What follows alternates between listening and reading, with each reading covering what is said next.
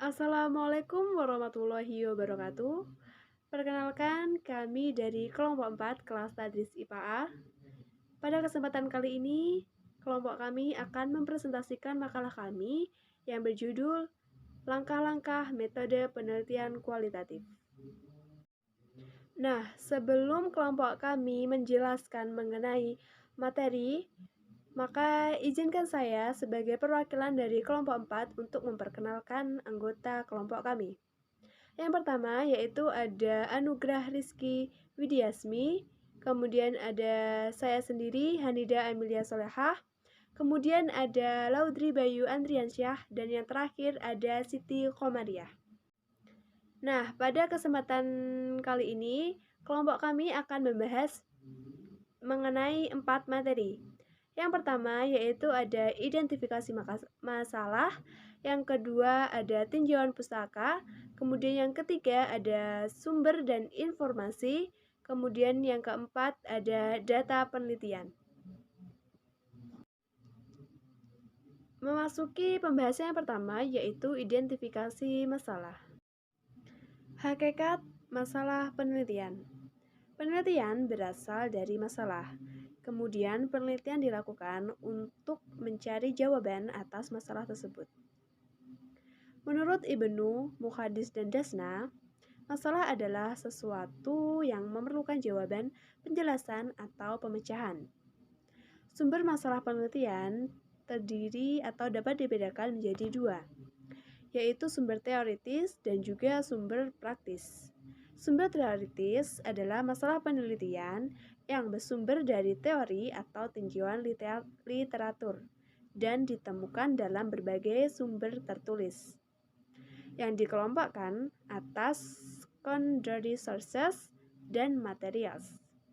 Sedangkan sumber praktis merupakan masalah penelitian yang bersumber dari kejadian empiris, terutama untuk penelitian terapan yang problem oriented. Nah, ada beberapa hal yang dapat dijadikan sebagai sumber masalah penelitian. Di antaranya yaitu ada 7.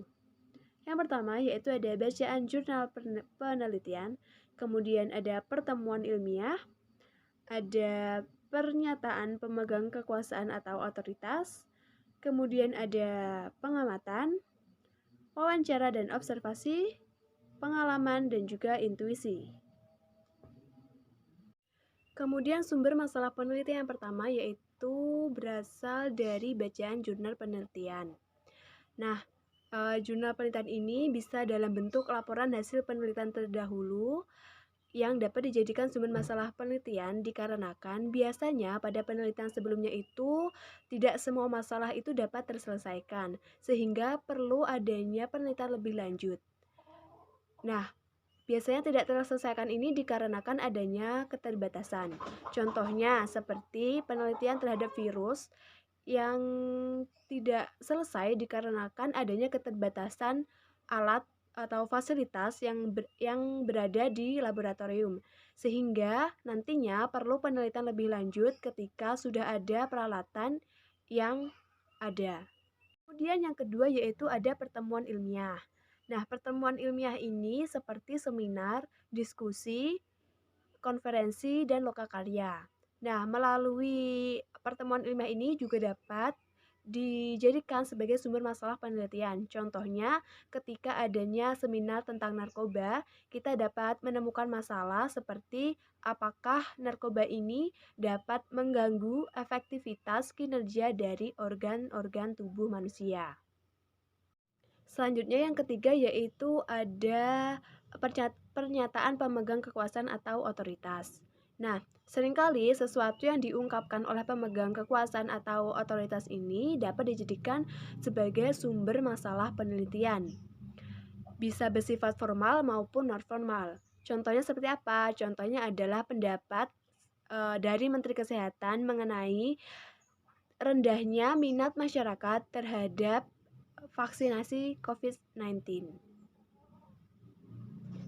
Kemudian selanjutnya yaitu ada pengamatan atau observasi. Nah, pengamatan yang dilakukan seseorang tentang sesuatu yang direncanakan maupun tidak direncanakan ini dapat dijadikan sebagai sumber masalah penelitian. Contohnya yaitu seorang ahli pertanian yang menemukan masalahnya ketika sedang melakukan pengamatan terhadap tanaman padi pada waktu kekeringan. Kemudian ada wawancara dan penyebaran kuesioner. Melalui wawancara kepada masyarakat mengenai sesuatu kondisi aktual di lapangan dapat menemukan masalah apa yang sedang terjadi di lingkungan masyarakat. Demikian juga penyebaran kuesioner kepada masyarakat akan dapat menemukan masalah apa yang sedang dirasakan oleh masyarakat di sekarang ini. Contohnya yaitu wawancara dan penyebaran kuesioner mengenai tingkat keengganan masyarakat untuk mengikuti vaksinisasi. Nah, dari situ nanti kita dapat menemukan bahwa masalah yang dialami oleh masyarakat itu seperti ini, yang menyebabkan mereka enggan untuk mengikuti vaksinisasi. Selanjutnya yaitu ada pengalaman. Pengalaman seseorang, baik yang diperoleh secara positif maupun negatif, dapat dijadikan sebagai sumber masalah penelitian yang dijawab melalui sebuah penelitian. Contohnya seperti ketika sedang melakukan KKN di suatu desa tempat KKN tersebut, dapat kita temukan masalah misalnya rendahnya produktivitas hasil panen pada daerah tersebut. Dan yang terakhir, sumber masalah penelitian terakhir yaitu ada intuisi. Nah, secara intuitif manusia itu dapat melahirkan suatu masalah. Masalah penelitian ini dapat atau sering muncul dalam pikiran manusia pada saat-saat yang tidak direncanakan, misalnya seperti ketika hendak tidur, ketika di kamar mandi, ketika sedang sembahyang, atau ketika sedang liburan, dan sebagainya. Nah, selanjutnya yaitu menurut Frankel dan Whelan, masalah penelitian biasanya ditunjukkan sebagai sebuah pertanyaan. Nah, dari situ apa saja karakteristik dari pertanyaan yang baik?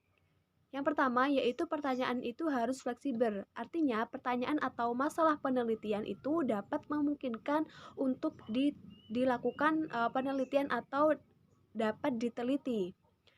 Kemudian yang kedua yaitu ada pertanyaan itu harus jelas. Artinya bahasa atau maksud dari pertanyaan itu harus jelas dan juga tidak berbelit-belit. Menggunakan kalimat yang sederhana dan maknanya itu dapat diterima oleh masyarakat. Kemudian yang ketiga yaitu pertanyaan itu harus signifikan. Maksudnya yaitu bahwa masalah penelitian itu akan memberikan kontribusi atau pengetahuan yang penting bagi manusia, atau bisa dikatakan memberikan sumbangan atau manfaat kepada manusia. Kemudian yang keempat yaitu pertanyaan itu harus etis. Artinya, pertanyaan atau permasalahan tersebut apabila diteliti tidak akan merusak lingkungan alam maupun lingkungan manusia, atau yang dapat membahayakan manusia dan dapat merusak alam. Selanjutnya yaitu menurut Donald Ari dan kawan-kawan menyatakan ada beberapa kriteria permasalahan yang baik. Di antaranya yaitu masalah hendaknya merupakan masalah yang pemecahannya akan memberikan sumbangsih kepada pengetahuan atau bidang pendidikan maupun di bidang lainnya. Kemudian yang kedua yaitu masalah itu hendaknya merupakan masalah yang akan membawa kepada penelitian selanjutnya atau persoalan-persoalan baru yang dapat dijadikan penelitian-penelitian berikutnya. Kemudian yang ketiga yaitu ada permasalahan hendaknya merupakan permasalahan yang dapat diteliti. Kemudian yang keempat yaitu permasalahan itu harus sesuai bagi si peneliti, menarik bagi si peneliti, sesuai dengan bidang yang dikuasai, dan waktu yang disediakan itu sesuai dengan yang diinginkan oleh peneliti. Selanjutnya yaitu menurut Ari Kunto bahwa permasalahan penelitian yang baik perlu mempertimbangkan beberapa hal berikut seperti permasalahan tersebut harus sesuai dengan bidang yang sedang didalami atau digeluti oleh peneliti.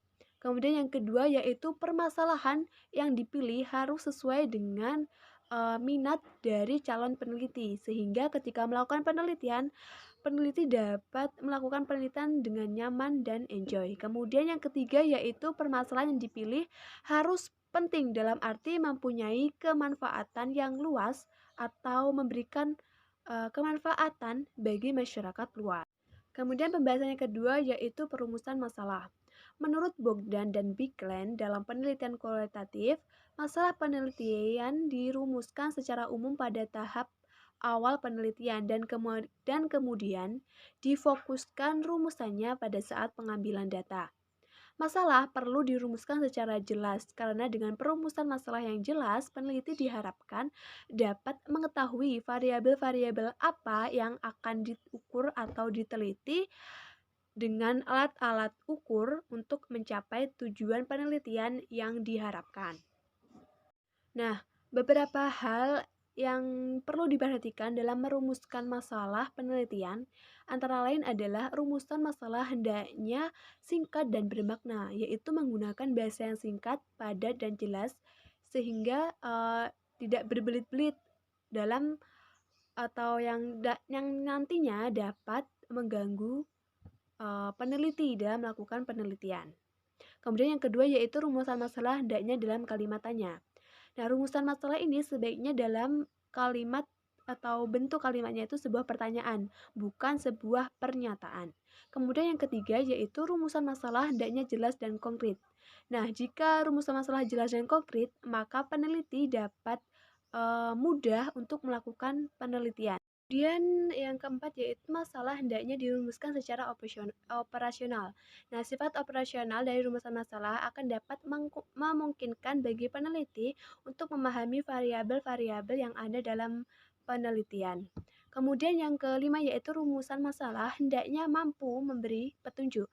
Dalam artian yaitu memberikan petunjuk untuk langkah-langkah penelitian, langkah-langkah dalam melakukan penelitian selanjutnya.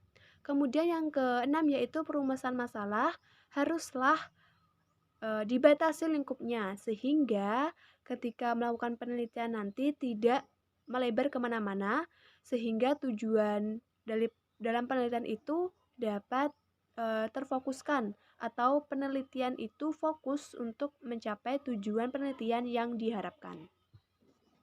Selanjutnya yaitu menurut Moleong, prinsip-prinsip perumusan masalah pada penelitian kualitatif itu adalah yang pertama yaitu ada prinsip berkaitan dengan teori dari dasar, kemudian prinsip yang berkaitan dengan maksud perumusan masalah, kemudian prinsip hubungan faktor, fokus sebagai wahana untuk membatasi studi, prinsip yang berkaitan dengan kriteria inklusi, kemudian prinsip yang berkaitan dengan bentuk dan cara perumusan masalah, kemudian prinsip yang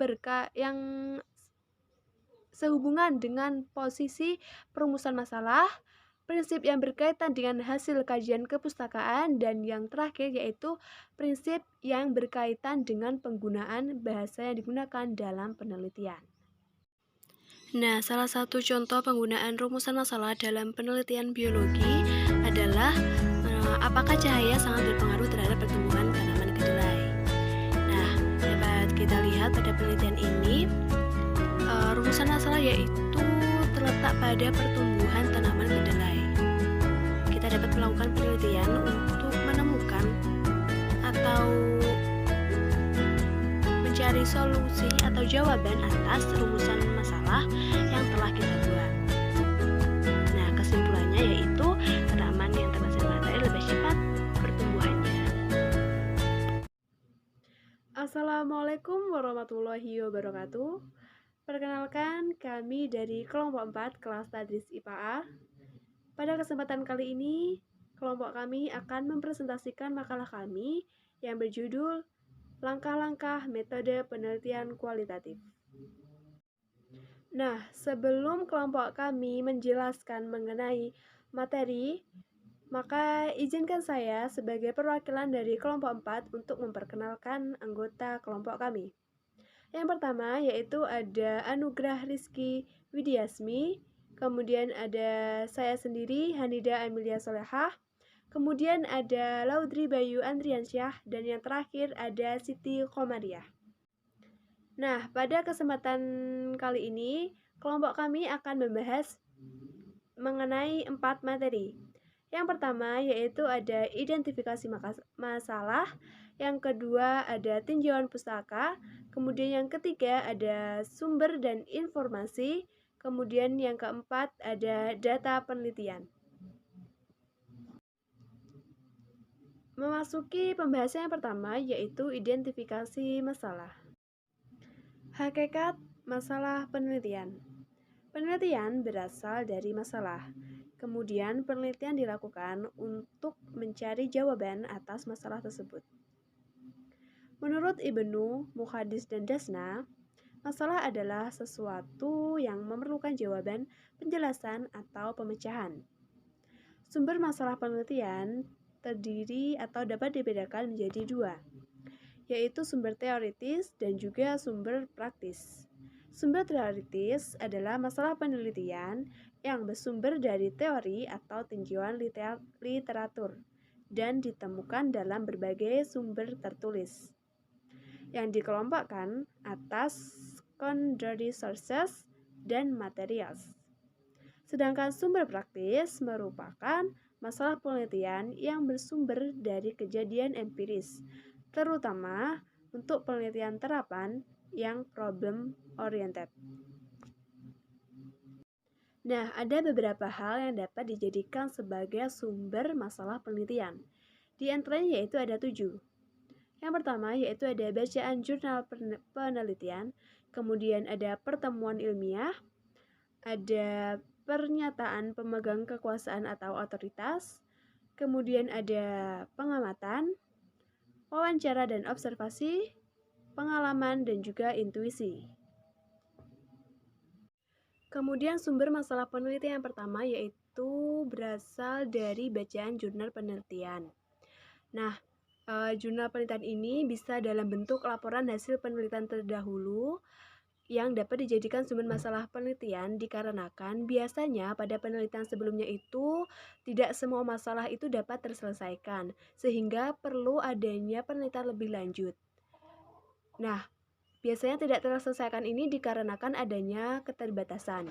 Contohnya seperti penelitian terhadap virus yang tidak selesai dikarenakan adanya keterbatasan alat atau fasilitas yang berada di laboratorium, sehingga nantinya perlu penelitian lebih lanjut ketika sudah ada peralatan yang ada. Kemudian yang kedua yaitu ada pertemuan ilmiah. Nah, pertemuan ilmiah ini seperti seminar, diskusi, konferensi, dan lokakarya. Nah, melalui pertemuan ilmiah ini juga dapat dijadikan sebagai sumber masalah penelitian. Contohnya, ketika adanya seminar tentang narkoba, kita dapat menemukan masalah seperti apakah narkoba ini dapat mengganggu efektivitas kinerja dari organ-organ tubuh manusia. Selanjutnya yang ketiga yaitu ada pernyataan pemegang kekuasaan atau otoritas. Nah, seringkali sesuatu yang diungkapkan oleh pemegang kekuasaan atau otoritas ini dapat dijadikan sebagai sumber masalah penelitian. Bisa bersifat formal maupun non-formal. Contohnya seperti apa? Contohnya adalah pendapat dari Menteri Kesehatan mengenai rendahnya minat masyarakat terhadap vaksinasi COVID-19. Kemudian selanjutnya yaitu ada pengamatan atau observasi. Nah, pengamatan yang dilakukan seseorang tentang sesuatu yang direncanakan maupun tidak direncanakan ini dapat dijadikan sebagai sumber masalah penelitian. Contohnya yaitu seorang ahli pertanian yang menemukan masalahnya ketika sedang melakukan pengamatan terhadap tanaman padi pada waktu kekeringan. Kemudian ada wawancara dan penyebaran kuesioner. Melalui wawancara kepada masyarakat mengenai sesuatu kondisi aktual di lapangan, dapat menemukan masalah apa yang sedang terjadi di lingkungan masyarakat. Demikian juga penyebaran kuesioner kepada masyarakat akan dapat menemukan masalah apa yang sedang dirasakan oleh masyarakat di sekarang ini. Contohnya yaitu wawancara dan penyebaran kuesioner mengenai tingkat keengganan masyarakat untuk mengikuti vaksinisasi. Nah, dari situ nanti kita dapat menemukan bahwa masalah yang dialami oleh masyarakat itu seperti ini, yang menyebabkan mereka enggan untuk mengikuti vaksinisasi. Selanjutnya yaitu ada pengalaman. Pengalaman seseorang, baik yang diperoleh secara positif maupun negatif, dapat dijadikan sebagai sumber masalah penelitian yang dijawab melalui sebuah penelitian.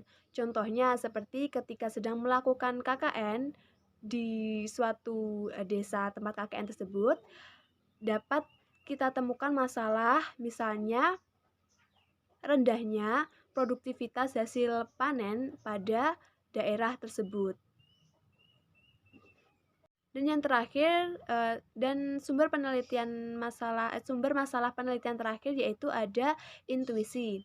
Nah, secara intuitif manusia itu dapat melahirkan suatu masalah. Masalah penelitian ini dapat atau sering muncul dalam pikiran manusia pada saat-saat yang tidak direncanakan, misalnya seperti ketika hendak tidur, ketika di kamar mandi, ketika sedang sembahyang, atau ketika sedang liburan, dan sebagainya. Nah, selanjutnya yaitu menurut Frankel dan Whelan, masalah penelitian biasanya ditunjukkan sebagai sebuah pertanyaan. Nah, dari situ apa saja karakteristik dari pertanyaan yang baik? Yang pertama yaitu pertanyaan itu harus fleksibel. Artinya pertanyaan atau masalah penelitian itu dapat memungkinkan untuk dilakukan penelitian atau dapat diteliti. Kemudian yang kedua yaitu ada pertanyaan itu harus jelas. Artinya bahasa atau maksud dari pertanyaan itu harus jelas dan juga tidak berbelit-belit. Menggunakan kalimat yang sederhana dan maknanya itu dapat diterima oleh masyarakat. Kemudian yang ketiga yaitu pertanyaan itu harus signifikan. Maksudnya yaitu bahwa masalah penelitian itu akan memberikan kontribusi atau pengetahuan yang penting bagi manusia, atau bisa dikatakan memberikan sumbangan atau manfaat kepada manusia. Kemudian yang keempat yaitu pertanyaan itu harus etis. Artinya, pertanyaan atau permasalahan tersebut apabila diteliti tidak akan merusak lingkungan alam maupun lingkungan manusia, atau yang dapat membahayakan manusia dan dapat merusak alam. Selanjutnya yaitu menurut Donald Ari dan kawan-kawan menyatakan ada beberapa kriteria permasalahan yang baik. Di antaranya yaitu masalah hendaknya merupakan masalah yang pemecahannya akan memberikan sumbangsih kepada pengetahuan atau bidang pendidikan maupun di bidang lainnya. Kemudian yang kedua yaitu masalah itu hendaknya merupakan masalah yang akan membawa kepada penelitian selanjutnya atau persoalan-persoalan baru yang dapat dijadikan penelitian berikutnya. Kemudian yang ketiga yaitu ada permasalahan hendaknya merupakan permasalahan yang dapat diteliti. Kemudian yang keempat yaitu permasalahan itu harus sesuai bagi si peneliti, menarik bagi si peneliti, sesuai dengan bidang yang dikuasai, dan waktu yang disediakan itu sesuai dengan yang diinginkan oleh peneliti. Selanjutnya yaitu menurut Ari Kunto bahwa permasalahan penelitian yang baik perlu mempertimbangkan beberapa hal berikut, seperti permasalahan tersebut harus sesuai dengan bidang yang sedang didalami atau digeluti oleh peneliti. Kemudian yang kedua yaitu permasalahan yang dipilih harus sesuai dengan minat dari calon peneliti, sehingga ketika melakukan penelitian, peneliti dapat melakukan penelitian dengan nyaman dan enjoy. Kemudian yang ketiga yaitu permasalahan yang dipilih harus penting dalam arti mempunyai kemanfaatan yang luas atau memberikan kemanfaatan bagi masyarakat luas. Kemudian pembahasan yang kedua yaitu perumusan masalah. Menurut Bogdan dan Bigland dalam penelitian kualitatif, masalah penelitian dirumuskan secara umum pada tahap awal penelitian dan kemudian difokuskan rumusannya pada saat pengambilan data. Masalah perlu dirumuskan secara jelas karena dengan perumusan masalah yang jelas, peneliti diharapkan dapat mengetahui variabel-variabel apa yang akan diukur atau diteliti dengan alat-alat ukur untuk mencapai tujuan penelitian yang diharapkan. Nah, beberapa hal yang perlu diperhatikan dalam merumuskan masalah penelitian antara lain adalah rumusan masalah hendaknya singkat dan bermakna, yaitu menggunakan bahasa yang singkat, padat, dan jelas sehingga tidak berbelit-belit dalam atau yang nantinya dapat mengganggu peneliti dalam melakukan penelitian. Kemudian yang kedua yaitu rumusan masalah hendaknya dalam kalimatannya. Nah, rumusan masalah ini sebaiknya dalam kalimat atau bentuk kalimatnya itu sebuah pertanyaan, bukan sebuah pernyataan. Kemudian yang ketiga yaitu rumusan masalah hendaknya jelas dan konkret. Nah, jika rumusan masalah jelas dan konkret, maka peneliti dapat mudah untuk melakukan penelitian. Kemudian yang keempat yaitu masalah hendaknya dirumuskan secara operasional. Nah, sifat operasional dari rumusan masalah akan dapat memungkinkan bagi peneliti untuk memahami variabel-variabel yang ada dalam penelitian. Kemudian yang kelima yaitu rumusan masalah hendaknya mampu memberi petunjuk. Dalam artian yaitu memberikan petunjuk untuk langkah-langkah penelitian, langkah-langkah dalam melakukan penelitian selanjutnya. Kemudian yang keenam yaitu perumusan masalah haruslah dibatasi lingkupnya sehingga ketika melakukan penelitian nanti tidak melebar kemana-mana sehingga tujuan dalam penelitian itu dapat terfokuskan atau penelitian itu fokus untuk mencapai tujuan penelitian yang diharapkan. Selanjutnya yaitu menurut Moleong, prinsip-prinsip perumusan masalah pada penelitian kualitatif itu adalah yang pertama yaitu ada prinsip berkaitan dengan teori dari dasar, kemudian prinsip yang berkaitan dengan maksud perumusan masalah, kemudian prinsip hubungan faktor, fokus sebagai wahana untuk membatasi studi, prinsip yang berkaitan dengan kriteria inklusi, kemudian prinsip yang berkaitan dengan bentuk dan cara perumusan masalah, kemudian prinsip yang sehubungan dengan posisi perumusan masalah, prinsip yang berkaitan dengan hasil kajian kepustakaan, dan yang terakhir yaitu prinsip yang berkaitan dengan penggunaan bahasa yang digunakan dalam penelitian. Nah, salah satu contoh penggunaan rumusan masalah dalam penelitian biologi adalah apakah cahaya sangat berpengaruh terhadap pertumbuhan tanaman kedelai. Nah, dapat kita lihat pada penelitian ini, rumusan masalah yaitu terletak pada pertumbuhan tanaman kedelai. Kita dapat melakukan penelitian untuk menemukan atau mencari solusi atau jawaban atas rumusan masalah yang telah kita buat. Nah, kesimpulannya yaitu tanaman yang terhasil matahari lebih cepat pertumbuhannya. Baik, di sini saya akan melanjutkan presentasi dari teman saya Hanida. Sebelumnya perkenalkan, nama saya Anugrah Rizky Widiasmi dari kelas Tadris IPA A dengan nomor NIM 207190005. Di sini saya akan menjelaskan terkait tinjauan pustaka metode kualitatif. Di sini saya akan menjelaskan terkait tinjauan pustaka metode kualitatif. Pertama-tama di sini saya sudah membuat peta konsep. Tinjauan pustaka metode kualitatif itu menjadi 6 bagian. Yang pertama ada pengertian tinjauan pustaka di dalam metode kualitatif.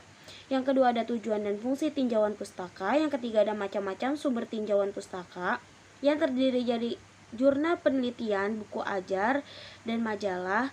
Yang keempat ada langkah-langkah melakukan tinjauan pustaka. Yang kelima ada isi dari tinjauan pustaka yang terdiri dari yang pertama landasan teori, yang kedua penelitian terdahulu, yang ketiga pengembangan hipotesis, yang keempat kerangka pemikiran. Selanjutnya saya juga akan membahas tentang contoh tinjauan pustaka di bidang saya sendiri, yakni biologi. Langsung saja. Yang pertama, langsung saja, A. Pengertian tinjauan pustaka di dalam metode kualitatif. Tinjauan pustaka menguraikan tentang segala bentuk teori dasar yang relevan dengan topik masalah penelitian. Jadi, teori dasar ini harus bersangkut paut dengan masalah penelitian yang akan diteliti.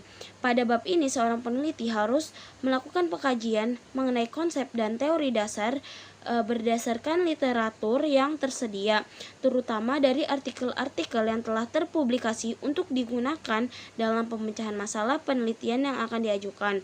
Tinjauan pustaka juga berfungsi untuk memunculkan konsep atau teori yang menjadi dasar studi yang unik dalam suatu penelitian.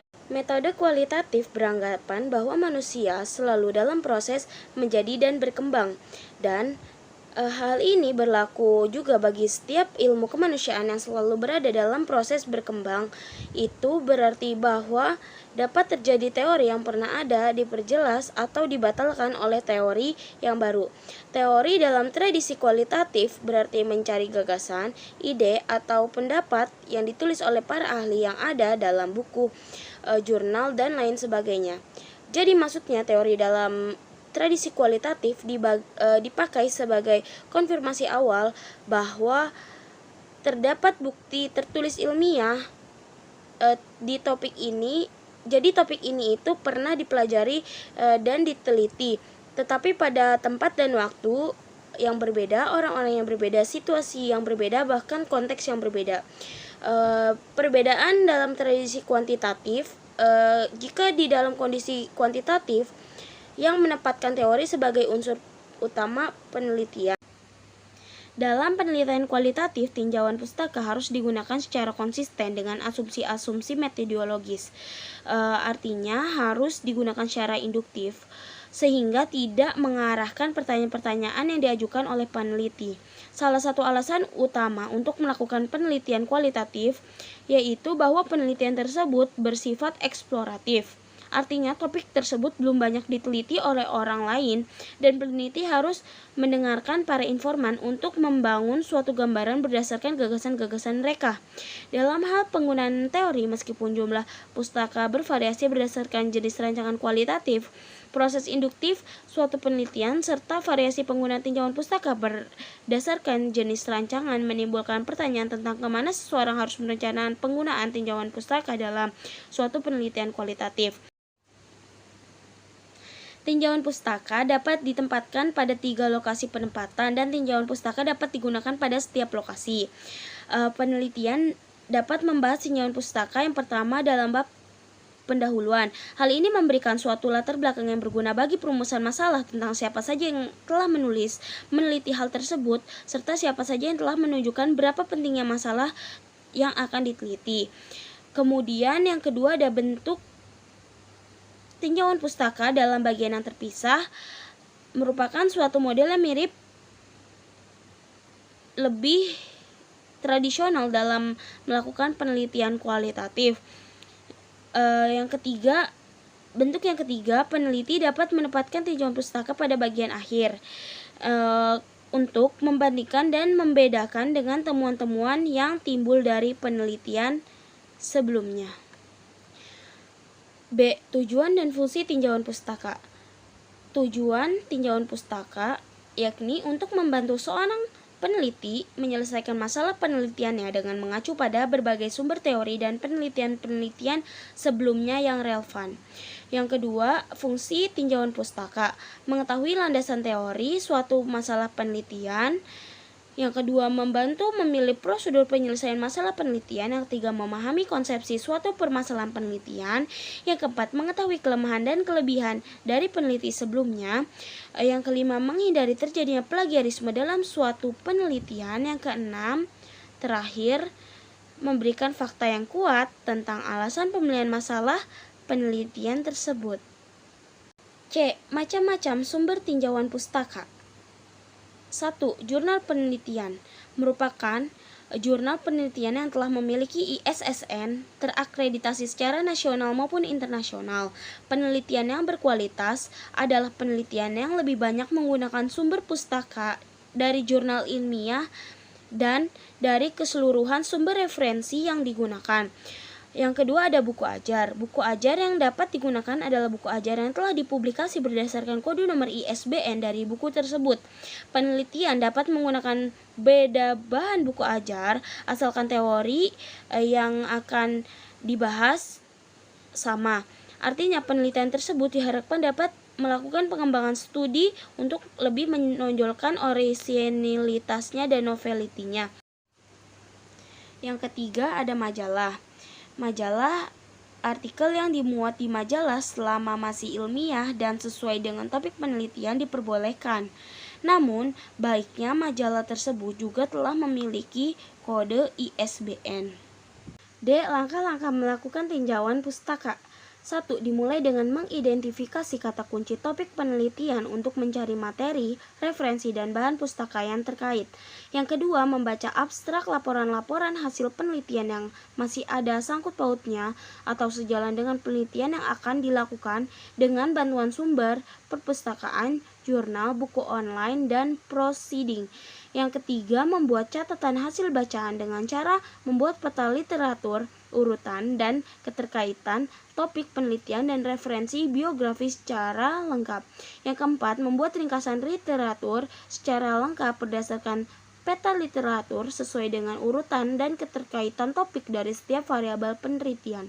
Yang kelima, membuat kajian pustaka dengan menyusunnya secara tematis berdasarkan teori-teori dan konsep-konsep penting yang keterkaitan topik dari setiap penelitian.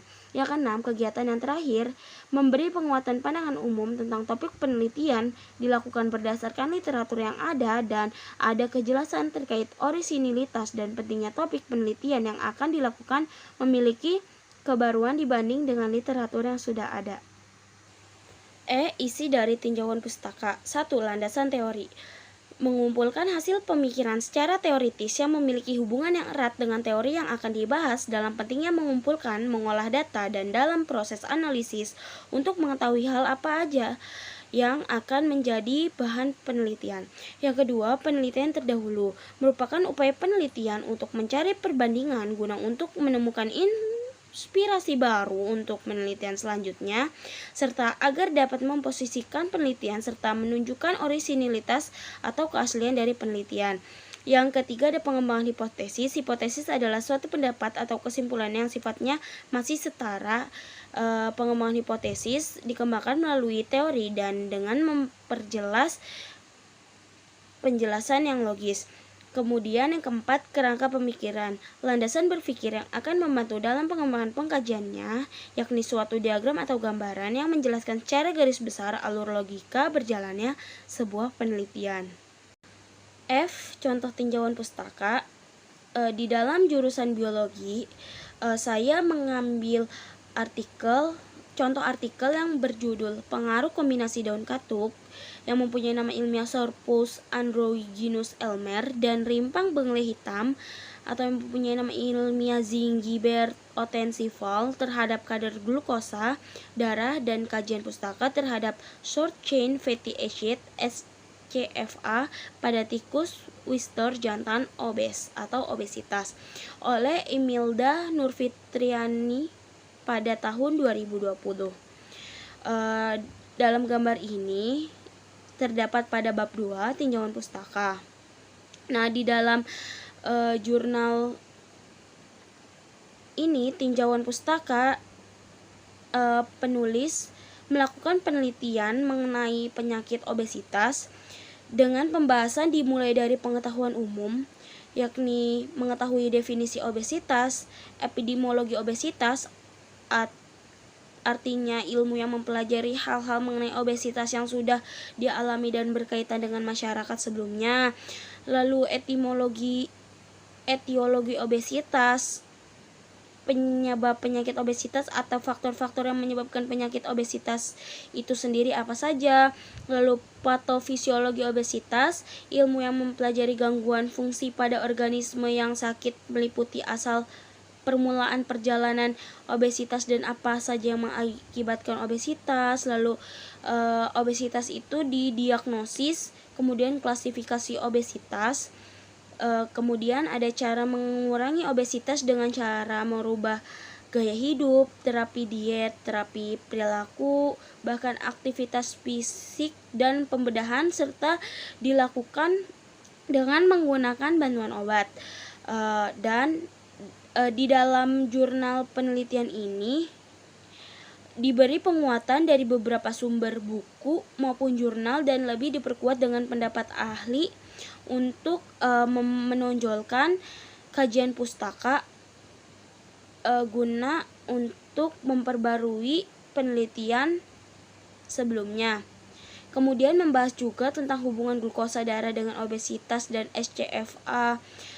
Dengan adanya proses pengkombinasian daun katuk dan bengle hitam ini yang berasal dari tumbuhan alami diharapkan dapat mengatasi penyakit obesitas dari kandungan-kandungan yang terdapat di dalam tumbuhan tersebut. Nah, di dalam penelitian ini dilakukan tinjauan pustaka dengan cara melakukan percobaan yang asli menggunakan tikus Wistar untuk mengecek percobaan obesitas pada tikus tersebut. Sekian presentasi dari saya. Selanjutnya akan dilanjutkan oleh teman saya. Baik, di sini saya akan melanjutkan presentasi dari teman saya Hanida. Sebelumnya perkenalkan, nama saya Anugrah Rizky Widiasmi dari kelas Tadris IPA A dengan nomor NIM 207190005. Di sini saya akan menjelaskan terkait tinjauan pustaka metode kualitatif. Di sini saya akan menjelaskan terkait tinjauan pustaka metode kualitatif. Pertama-tama, di sini saya sudah membuat peta konsep. Tinjauan pustaka metode kualitatif itu menjadi 6 bagian. Yang pertama ada pengertian tinjauan pustaka di dalam metode kualitatif. Yang kedua ada tujuan dan fungsi tinjauan pustaka. Yang ketiga ada macam-macam sumber tinjauan pustaka yang terdiri dari jurnal penelitian, buku ajar, dan majalah. Yang keempat ada langkah-langkah melakukan tinjauan pustaka. Yang kelima ada isi dari tinjauan pustaka yang terdiri dari yang pertama landasan teori, yang kedua penelitian terdahulu, yang ketiga pengembangan hipotesis, yang keempat kerangka pemikiran. Selanjutnya saya juga akan membahas tentang contoh tinjauan pustaka di bidang saya sendiri, yakni biologi. Langsung saja. Yang pertama, langsung saja. A. Pengertian tinjauan pustaka di dalam metode kualitatif. Tinjauan pustaka menguraikan tentang segala bentuk teori dasar yang relevan dengan topik masalah penelitian. Jadi, teori dasar ini harus bersangkut paut dengan masalah penelitian yang akan diteliti. Pada bab ini, seorang peneliti harus melakukan pengkajian mengenai konsep dan teori dasar berdasarkan literatur yang tersedia, terutama dari artikel-artikel yang telah terpublikasi untuk digunakan dalam pemecahan masalah penelitian yang akan diajukan.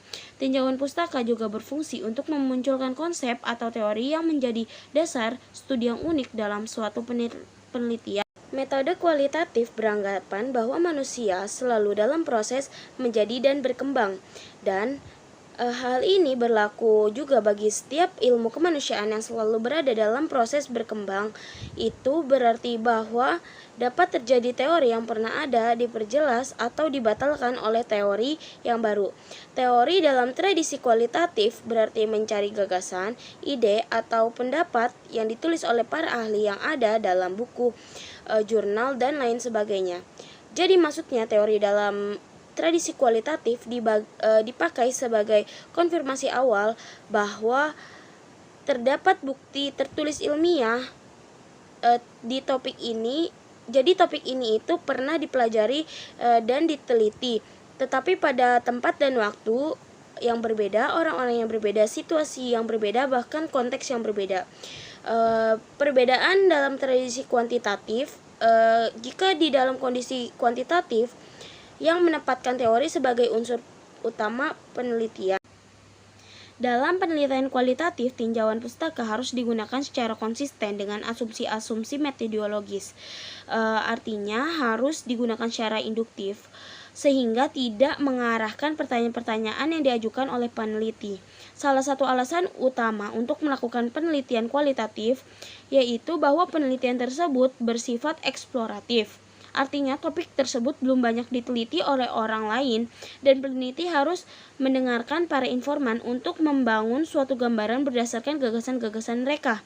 Dalam hal penggunaan teori, meskipun jumlah pustaka bervariasi berdasarkan jenis rancangan kualitatif, proses induktif suatu penelitian serta variasi penggunaan tinjauan pustaka berdasarkan jenis rancangan menimbulkan pertanyaan tentang kemana seseorang harus merencanakan penggunaan tinjauan pustaka dalam suatu penelitian kualitatif.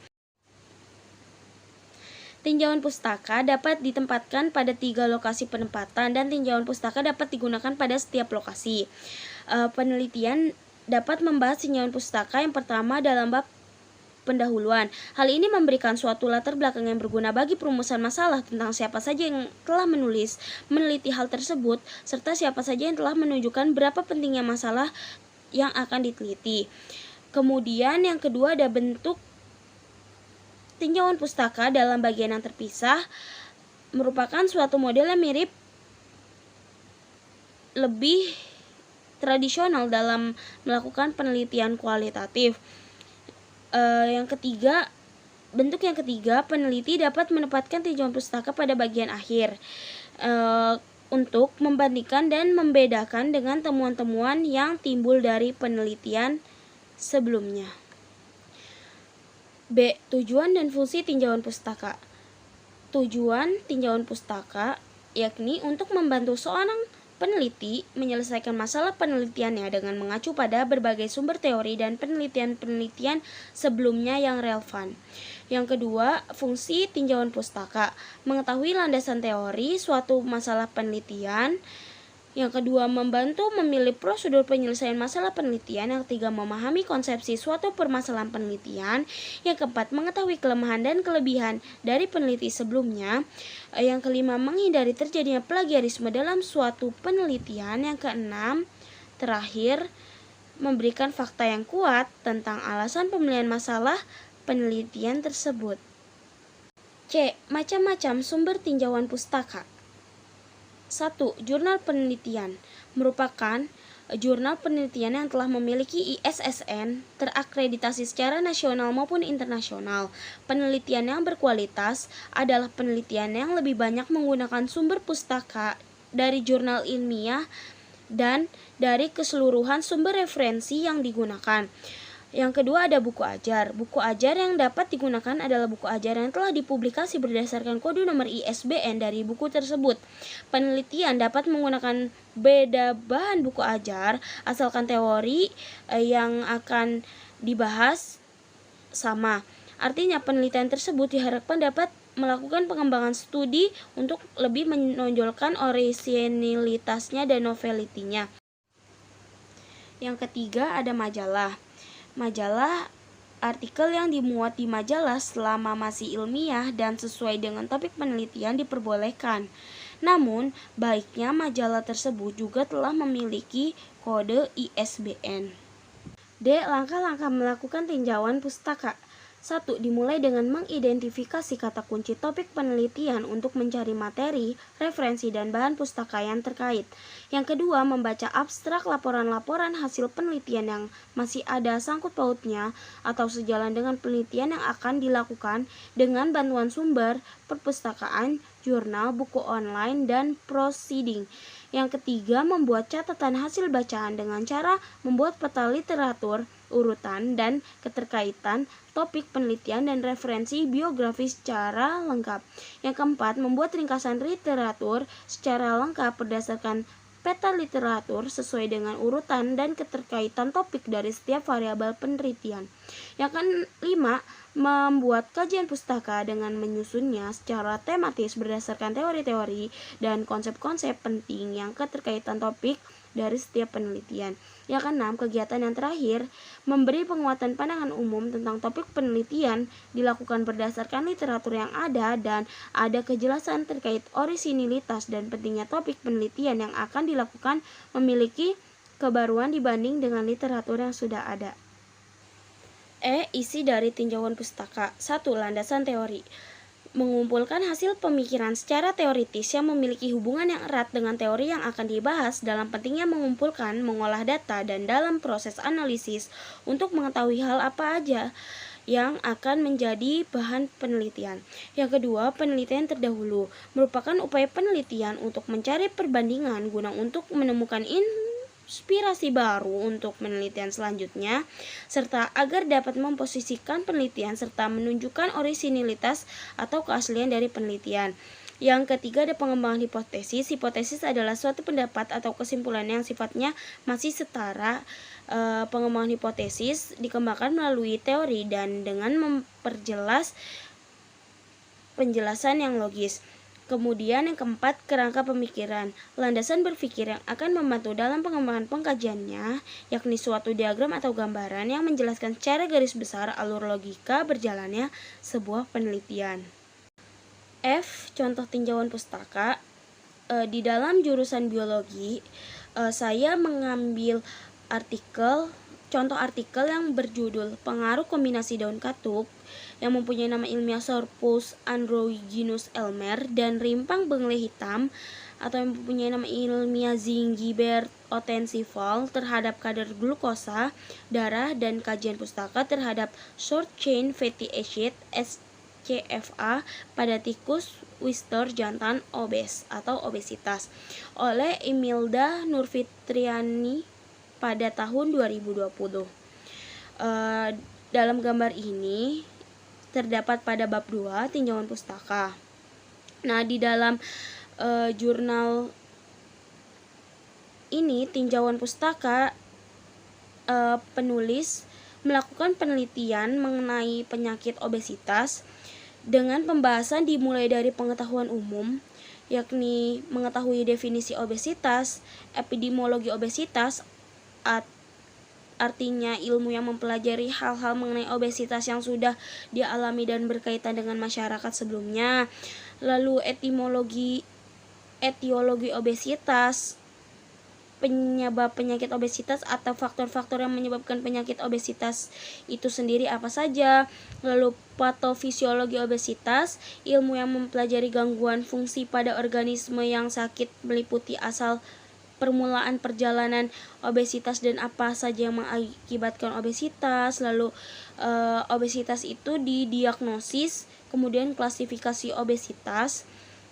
Kemudian ada cara mengurangi obesitas dengan cara merubah gaya hidup, terapi diet, terapi perilaku, bahkan aktivitas fisik dan pembedahan, serta dilakukan dengan menggunakan bantuan obat.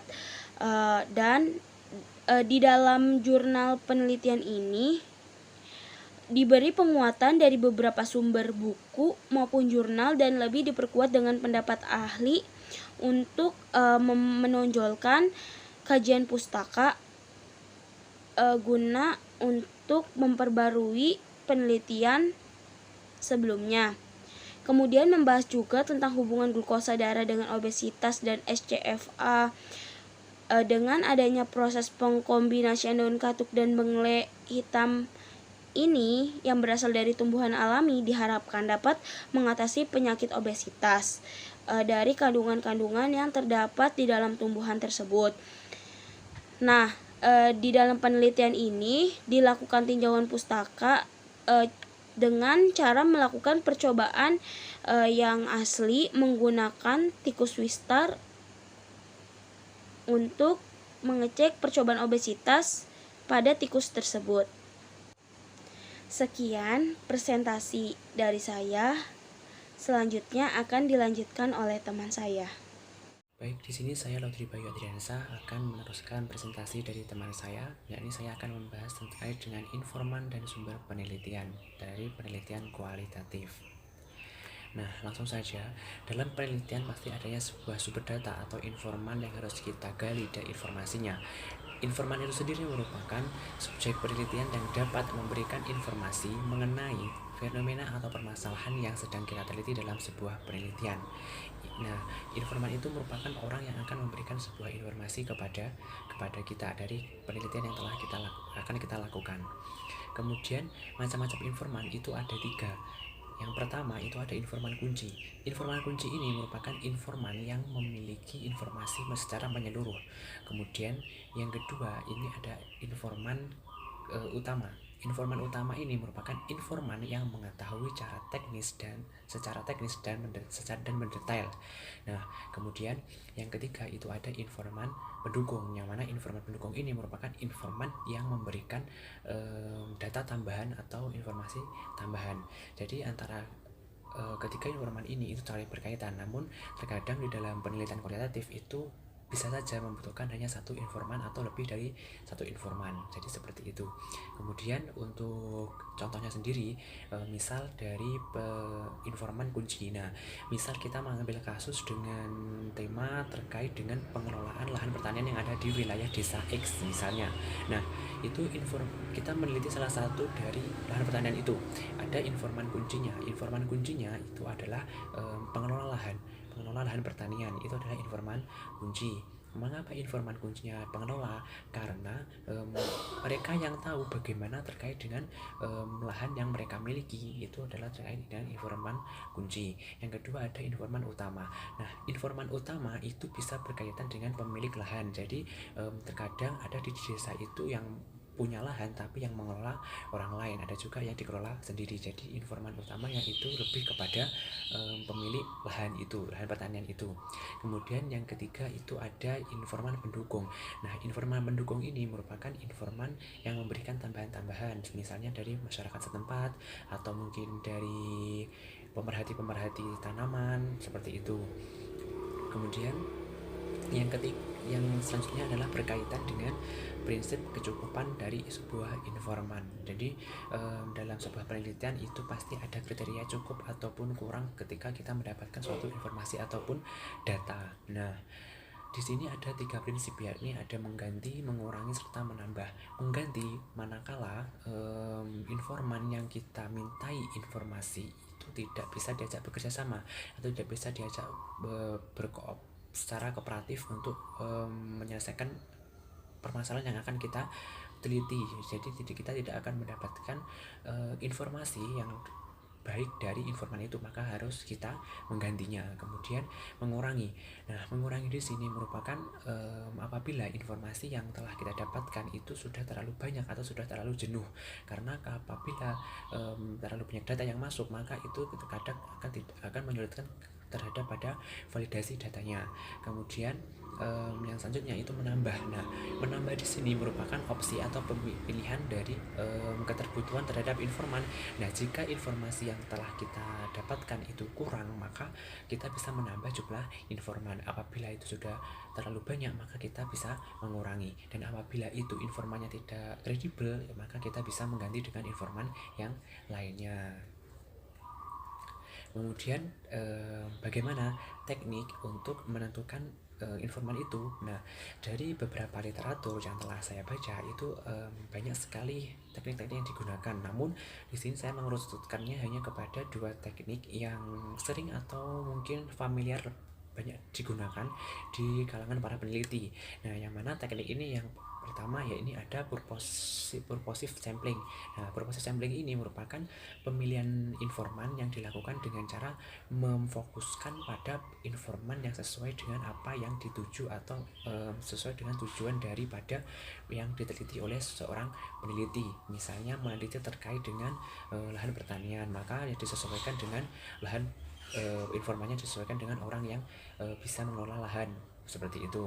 Kemudian terkait dengan yang kedua itu adalah snowball sampling, di mana snowball sampling ini itu adalah pemilihan informan dengan cara kita memilih satu informan terlebih dahulu, kemudian informan yang kita pilih itu tadi merekomendasikan temannya untuk memberikan informasi tambahan, begitu juga seterusnya, bertemu dengan informan yang ketiga, yang keempat, dan seterusnya.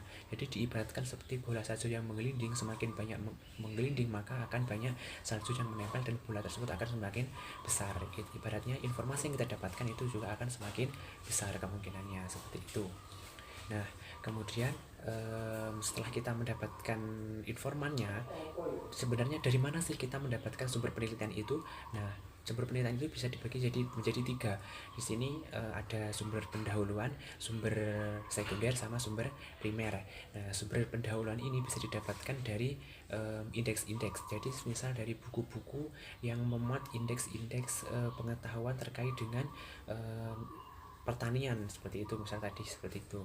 Kemudian sekunder itu bisa dari teks-teks berita, kemudian dari dokumentasi, bisa dari buku-buku yang ditulis oleh penulis baru atau penulis yang muda daripada bukan penulis aslinya ya, karena sekunder ini merupakan data yang kedua. Itu adalah sumber primer, yang mana dalam penelitian kualitatif itu biasanya kita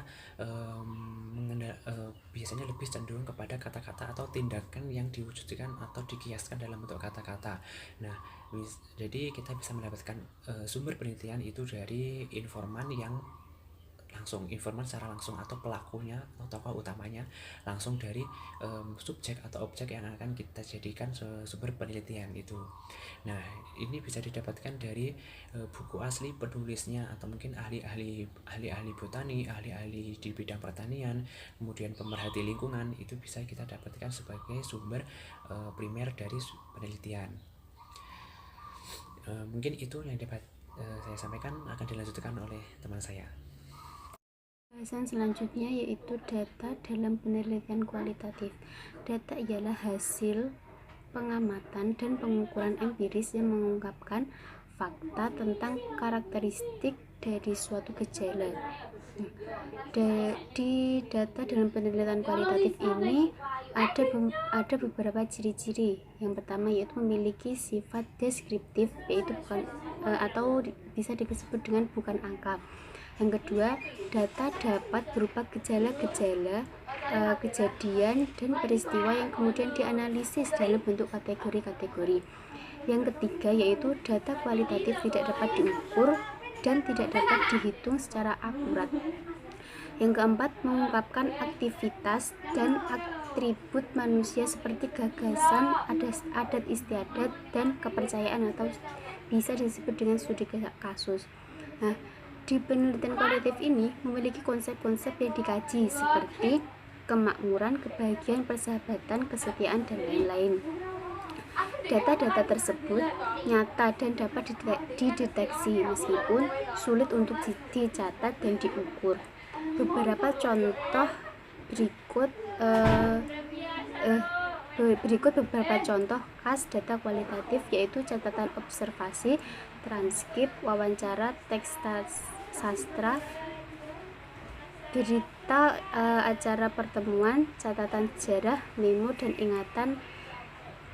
Untuk memudahkan dalam pendataan bisa dengan cara direkam atau bisa dengan interpretasi, sehingga penilaian keandalan harus dilakukan. Pemeriksaan keandalan dan kelengkapannya data kualitatif tersebut dapat dilakukan dengan berkonsultasi dengan sumber data yang terkait. Sekian dari kelompok kami, kelompok 4.